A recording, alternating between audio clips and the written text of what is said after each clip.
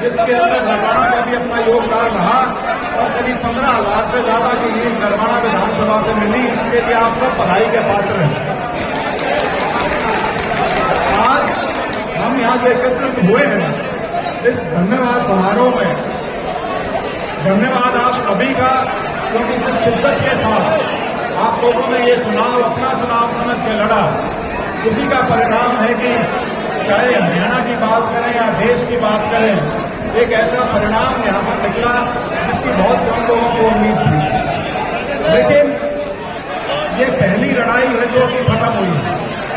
पहली लड़ाई थी संविधान को बचाने की, हमारे लोकतंत्र को बचाने की। एक तानाशाही का माहौल जो देश में बन रहा था, उससे देश को बचाने का वो काम काफी हद तक देश की जनता ने पूरा किया। लेकिन अब दूसरी लड़ाई जो है वो अपने प्रदेश की होनी है।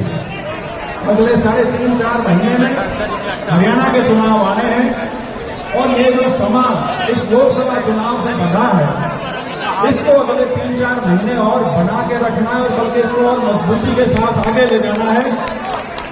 क्योंकि ये मान के चले कि विधानसभा का चुनाव जो है वो लोकसभा चुनाव से बिल्कुल भिन्न होगा, कई तरह से भिन्न होगा।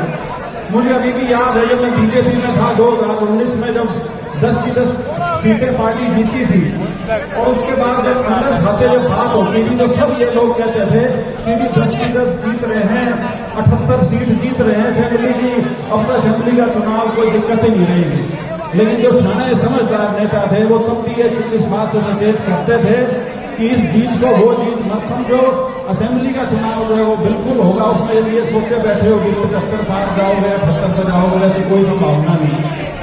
तो इसीलिए जो अगला चुनाव है वो इससे भी ज्यादा कड़ा चुनाव होने वाला है।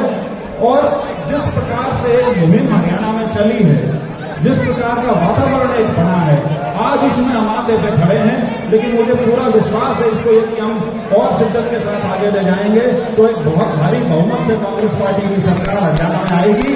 और ये जो पूरा इलाका है, चाहे वो सिरसा लोकसभा हो या जींद जिला हो, जिसके आसपास का जो कैथल है, इसके अंदर बहुत संभावनाएं हैं। इसका बहुत संभावना है कांग्रेस पार्टी को बहुत बेहतर करने की। लेकिन वो बेहतरी तभी आ सकती है जब सारा समाज, 36 बिरादरी इकट्ठी होकर उस चुनाव को लड़े। और जो ये फिरकापरस्त शक्तियां हैं जो समाज को जात पात में बांट के राजनीति करने का प्रयास करती हैं, उनको यदि हम रोक पाएंगे तभी हम उनको सही मायने में उनका जवाब दे पाएंगे। और इन्हीं शब्दों के साथ, क्योंकि बहुत सीनियर लोगों ने मेरे बात अभी बोलना है, एक बार पुनः आप सबका बहुत बहुत आभार और शैलजा जी को बहुत बहुत बधाई। इतने भारी बहुमत से वो यहाँ से चुन के सबसे बड़ी जो हमारी पंचायत है उसमें हमारा नेतृत्व करेंगी। और जो उनका तजुर्बा है, जो उनका इतने साल का जो परिश्रम है, मुझे पूरा विश्वास है कि सिरसा लोकसभा को एक शक्ति जो सिरसा लोकसभा में नहीं थी, संसद में जब यहां तक मैं बात करूं, वो शक्ति दोबारा से सिरसा के इलाके को मिलेगी और इस पूरे इलाके को भी उससे लाभ होगा। एक बार पुनः आप सबका बहुत बहुत धन्यवाद। जय हिंद।